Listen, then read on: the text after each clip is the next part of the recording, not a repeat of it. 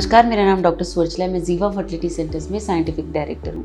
ईस्ट्रोजेंस क्या होते हैं और महिलाओं में इनका महत्व क्या है? ईस्ट्रोजेंस महिलाओं में फीमेल सेक्स हार्मोन्स से जाने जाते हैं। ये ग्रुप ऑफ हार्मोन्स है और ओवरीज और एड्रिनल ग्लैंड से रिलीज होते हैं महिलाओं में। ओवरीज से 95% रिलीज होता है और एक 5% एड्रिनल ग्लैंड से भी रिलीज होता है। महिलाओं में ये सेकेंडरी सेक्सुअल कैरेक्टरिस्टिक्स में, रिप्रोडक्टिव साइकिल में बहुत आवश्यक रोल प्ले करते हैं। एक लड़की जब 10-13 ईयर्स की जब मैच्योरिटी और मेंस्ट्रुएशन पीरियड स्टार्ट होते हैं उसके, तब ये हार्मोन्स जो हैं एक्टिव होना शुरू होते हैं। इन हार्मोन्स की वजह से सेकेंडरी सेक्सुअल डिफरेंशिएशन होता है, यानी कि ब्रेस्ट डेवलपमेंट होना, बॉडी पे बाल आना, स्किन थोड़ा अलग होना, अच्छा होने लगता है, बालों का अच्छा होना, और यही नहीं, आवाज में थोड़ा चेंज आना, बॉडी मास इंक्रीज होना, बोन स्ट्रक्चर भी अलग होना, इसकी वजह से होता है। जैसे मैंने कहा, ये ग्रुप ऑफ हार्मोन्स है। इनमें 3 महत्वपूर्ण हार्मोन होते हैं। सबसे पहला है ईस्ट्राडायोल, ये सबसे ज्यादा मात्रा में रिलीज होता है और टेस्टोस्टेरोन नामक हार्मोन से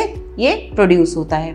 और इसका महत्व थ्रू आउट रिप्रोडक्टिव साइकिल, यानी कि जब तक उसके पीरियड्स हो रहे हैं तब तक इसका महत्व बहुत इंपॉर्टेंट होता है। अगला है ईस्ट्रोन या E1, ये प्रोजेस्टेरॉन से रिलीज होता है और ये सबसे कम होता है। ईस्ट्रोजेंस के जो ग्रुप ऑफ हार्मोन्स है उसमें ये ईस्ट्रोन सबसे कम होता है। तीसरा है ईस्ट्रोल या E3, ये एक एंड्रोस्टेरोन नामक हार्मोन से रिलीज होता है एरोमेटेज एंजाइम के द्वारा, लेकिन इसका महत्व बेसिकली प्रेगनेंसी के टाइम, फीटस के डेवलपमेंट के टाइम, प्लेसेंटा के डेवलपमेंट के टाइम देखा गया है। सबसे इंपॉर्टेंट बात ईस्ट्रोजेंस के बारे में ये है कि ये कोलेस्ट्रॉल से तैयार होते हैं। कोलेस्ट्रॉल नामक हार्मोन आपने तो सुना होगा।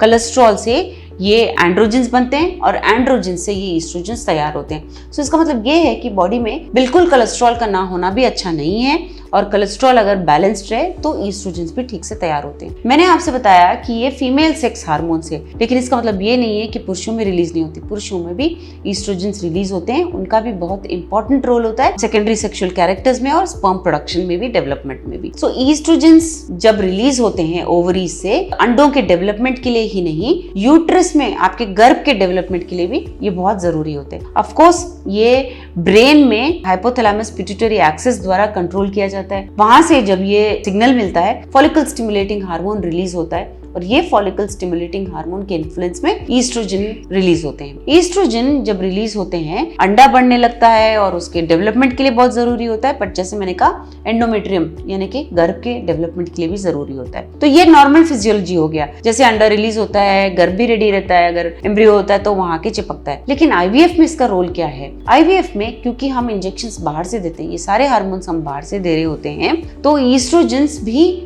आपको प्रोवाइड करना जरूरी होता है। ईस्ट्रोजेंस देने पर आपका गर्भ भी रेडी होना शुरू होता है, वही नहीं, आपके अंडे भी मैच्योर होना शुरू होते हैं। लेकिन फ्रोजन एम्ब्रियो ट्रांसफर में जब आपके एम्ब्रियोज फ्रीज किए जाते हैं, ईस्ट्रोजन का बहुत इंपॉर्टेंट रोल होता है। पहले आपको ईस्ट्रोजेंस दिए जाएंगे 1-2 हफ्ते के लिए। जब आपका एंडोमेट्रियम बढ़ने लगेगा तब प्रोजेस्टेरॉन नामक हार्मोन दिया जाएगा 3 से 6 दिन के लिए, एम्ब्रियो ट्रांसफर के पहले। उसके बाद भी कंटिन्यू किया जाता है, बट जब एंडोमेट्रियम रेडी हो तभी प्रोजेस्टेरॉन इंट्रोड्यूस किया जाता है। सो ईस्ट्रोजन का आप रोल समझ गए हो। अंडे के डेवलपमेंट में नहीं, एम्ब्रियो आए वहां तो गर्भ भी रेडी होने पर ही ये ईस्ट्रोजन की वजह से और प्रोजेस्टेरॉन की वजह से ये एम्ब्रियो चिपक कर बेबी में तैयार होता है। सो अगर आपको ब्लड टेस्ट में ईस्ट्रोजन ज्यादा या कम डायग्नोज किया गया है, इसका ट्रीटमेंट ऑप्शन क्या है, क्यों ऐसा हो रहा है, अगर आप जानना चाहते हैं तो अवश्य जीवा फर्टिलिटी सेंटर्स आइए। Thank you. हमने इस वीडियो को बनाने में बहुत मेहनत की है, जरूर हमें सब्सक्राइब और लाइक कीजिए। Thank you.